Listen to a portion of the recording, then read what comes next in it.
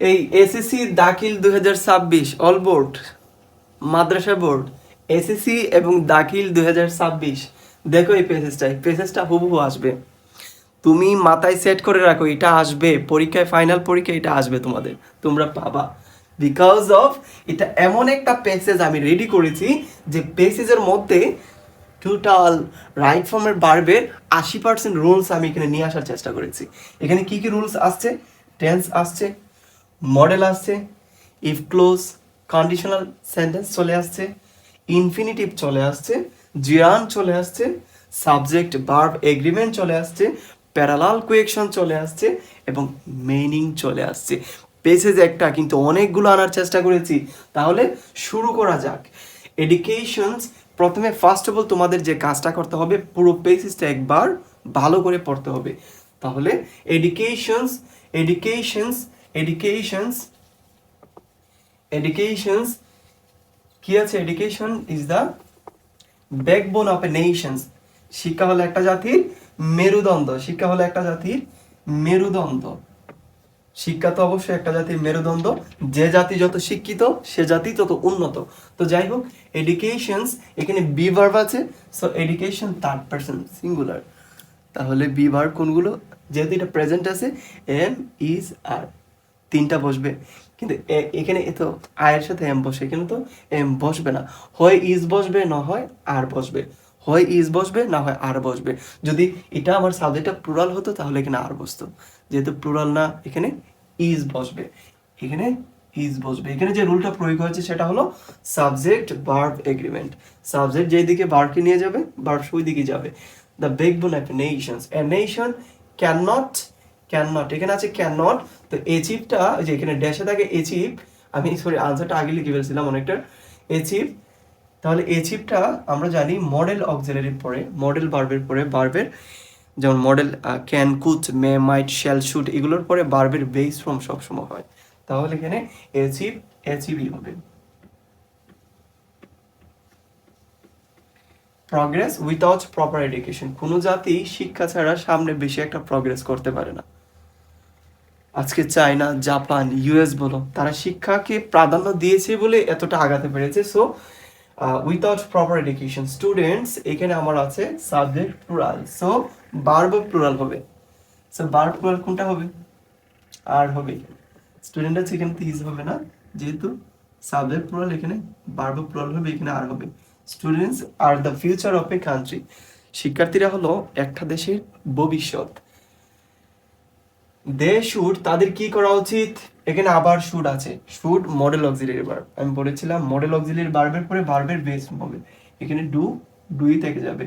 Do their duties sincerely, প্রত্যেকে তাদের কাজগুলো মনোযোগ সহকারে করা উচিত, মনোযোগ সহকারে করা উচিত। ইফ দে, এখন লক্ষ্য করে এখানে কন্ডিশনাল সেন্টেন্স কিন্তু চলে আসছে। If they hard, try hard, they, এখানে জিরো কন্ডিশন সেন্টেন্স চলে আসছে। জিরো কন্ডিশন মানে যদি তুমি ভালো করে পড়ো, 19-এর পিচ্চি বাচ্চারা লক্ষ্য করো, এভাবে বলা থাকে, যদি তুমি আজকে ভালো করে পড়ো ভালো রেজাল্ট করবে। মানে একটা এখন আর একটা ফিউচারে, একটা প্রেজেন্টে আর একটা ফিউচারে, সেম জিরো কন্ডিশন। একটা সিম্পল প্রেজেন্ট হবে আর একটা ফিউচার ইনডিফিনিট টেন্স হবে। যদি তুমি ভালো করে পড়ো ভালো রেজাল্ট করবে, একটা বর্তমান আর একটা ভবিষ্যৎ। যদি তুমি ভালো করে না পড়ো ভালো রেজাল্ট করবে না। বিষয়টা কিন্তু আমি এরকম বলি না, যদি তুমি ভালো করে পড়ো ভালো রেজাল্ট করো, যদি তুমি ভালো করে না পড়ো ভালো রেজাল্ট করো না। বিষয়টা এরকম না, যদি তুমি ভালো রেজাল্ট করো, ভালো করে পড়ো ভালো রেজাল্ট করবে, একটা বর্তমান আর একটা ভবিষ্যৎ, same. If they try hard, যদি তারা কঠোর পরিশ্রমের চেষ্টা করে। দে উইল অ্যাচিভ, তাহলে ট্রাই হবে, ভার্বের বেস ফর্ম হবে, যেহেতু সিম্পল প্রেজেন্টে ইফ দে ট্রাই, দেটা প্লুরালে আছে, থার্ড পারসন প্লুরাল। তাহলে থার্ড পারসন প্লুরাল থাকলে পরবর্তী ভার্বের সাথে আমরা জানি এস বাই এস যুক্ত হয় না, এর জন্য ট্রাইয়ের সাথে এস বাই এস যুক্ত হয় না। ইফ দে ট্রাই হার্ড, যদি তারা চেষ্টা করে, they will achieve, they will achieve,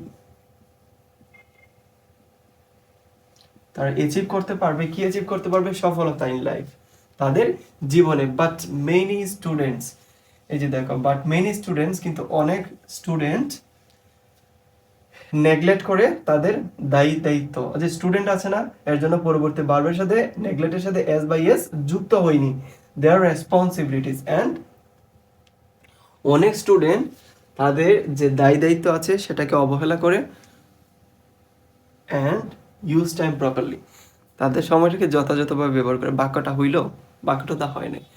অনেক স্টুডেন্ট তাদের দায়িত্বকে অবহেলা করে এবং তাদের কাজগুলোকে যথাযথভাবে করে না। এখানে না হবে, তাহলে আমি ইউজকে ডন্ট ইউজ করব, যেহেতু থার্ড পারসন সিঙ্গুলারের সাথে ডু নট হবে, ডাজন্ট হবে না, এখানে হবে do not use time properly, তাদের সময়টাকে যথাযথভাবে ব্যবহার করে না। এজ এ রেজাল্ট, ফলে কি দেখা যায়, দে টেক, দে ফেস, এটা থার্ড পারসন প্লুরাল আছে, সো ফেসের সাথে এস বাই এস যুক্ত হবে না, এখানে ফেস হবে। দে ফেস মেনি প্রবলেমস, তাই তারা অনেকগুলো সমস্যার সম্মুখীন হয়ে থাকে। তারপর টু আছে, টু দিয়ে এখানে কিন্তু স্টপ, টু দিয়ে বাক্য শুরু হচ্ছে মানে এটা ইনফিনিটিভ।